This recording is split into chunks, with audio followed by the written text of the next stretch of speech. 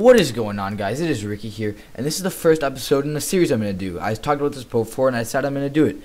So this episode, this is where I pack punch all of the submachine guns. So we start things off with the MP5K, which when you pack punch, it becomes the MP115 Collider, which or MP115 you're going to see becomes a lot of the guns have 115 in them. And when you pack a punch it, what you get is you get more damage, a bigger magazine, and a bit less recoil, and a longer range. And one thing I want you to do when you watch this, assume with every gun that you get more damage and range. And this gun, I would rate this gun a 2 on the 3-thing scale. Only a pack punches if you're desperate, like you just respawn after you got killed and you have nothing else to pack a punch. That's the only time I'd pack punches, because it's not something you want to pack punch, but it's not something that's like that you're gonna get killed. It'll keep you alive. It gets the job done. Alright, next up we have the MP40, which when you pack a punch it becomes the afterburner. And the effect of pack a punching this gun is when you put in the machine, you get more ammo, you get a sick design, and it doesn't shoot faster. It's just basically all you get is a larger magazine, but this is a lot larger than any other of the submachine guns. It has 64 shots, which definitely makes it one of the better submachine guns. It is more, I don't know how World at War, it's more or less the same as the MP40 in World at War, except you get an uglier design. I like the designs in World at War better, but whatever. This, out of all the submachine guns, I definitely say that this is by far the best. You get a lot of headshots with this. I've noticed that you get a lot of headshots with this, and if you have to pack a punch any submachine gun, I definitely say do this one, but it's still a 2 because it's a submachine gun.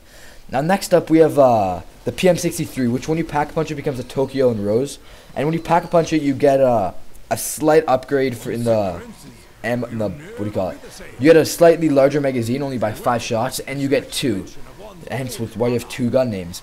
Out of all of the submachine guns, I definitely say this is the worst, because dual weld weapons usually have the accuracy isn't that great, and I personally hate it. It shoots too fast, and it doesn't have enough ammo, and you burn through ammo on this gun like it's nothing.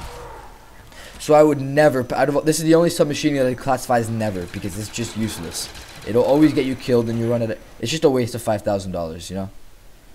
Now, one thing that could make this gun better is if it had a bit more ammo and it had a larger magazine. If it had a larger magazine and more ammo, it might be in the desperate scale, not in the never scale.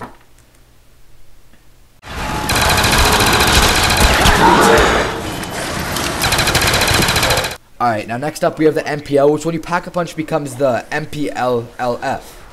And when you pack a punch it, what it gives you is more ammo, a larger magazine, the typical increased damage and range, and you get a red dot sight with a custom reticle. It's like a kind of a circle thing, and it changes color every time you pack a punch it. Now this gun, it's a submachine gun. All of the submachine guns except for the Tokyo and Rose are gonna be a 2, because none of them are that good. And one thing I don't like about this gun is you get a lot of headshots with it, but maybe it's just the sensitivity I'm playing on. But I've noticed that the red dot is really sensitive. As you can see there, it moves around way too much. I think it might just be my sensitivity, and that I was still getting used to it. But I think it might be the gun. So I would this gun is if you're desperate, I would still take the MP40 over this gun. And next we have the Spectre, which when you pack punch becomes the Phantom. Now when you pack punch it, you get a reflex sight, which is one of the few guns that you get a reflex sight. You get like a star design for the reflex sight. You also get more ammo. You get an extended mag of 45 shots. And this gun also, I've noticed the reticle or whatever, it's really sensitive compared to what it is in online. Maybe it's just my sensitivity, but I've noticed that it's really sensitive. And one of the things I don't like about this gun is it burns through ammo like the PM63, like it's nothing. Like you will run out of ammo way too fast. You'll run out of ammo faster than before you can get another max ammo.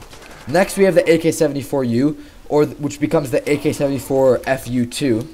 And considering how good this gun is in multiplayer, it's actually really bad in what do you call it? In zombies. And when its pack-a-punch is not too bad. It has 40 shots. It's pretty decent. It has a lot of ammo.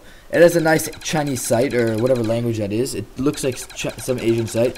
But the downside of when you Downside of it is of course it's a submachine gun. This is the second best gun to the MP40, but by itself without a pack-a-punch it's pretty bad with only 20 shots. But this is a pretty decent gun. I would recommend it if you have nothing else to buy and you haven't opened the MP40 set. So next we have the Thompson, which when you pack punch becomes the Gibbs-O-Matic, and this is also only for people who have the hardened edition of zombies. Now this gun, it's all right. It's one of the better submachine guns in the game. When you pack punch it, all you get is a larger magazine and you shoot really fast. But this gun, it just shoots so fast, it runs out of ammo really fast. Now, I would only recommend this if you're desperate.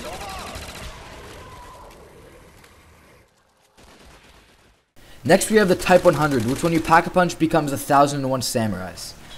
And kind of because it's a Japanese weapon.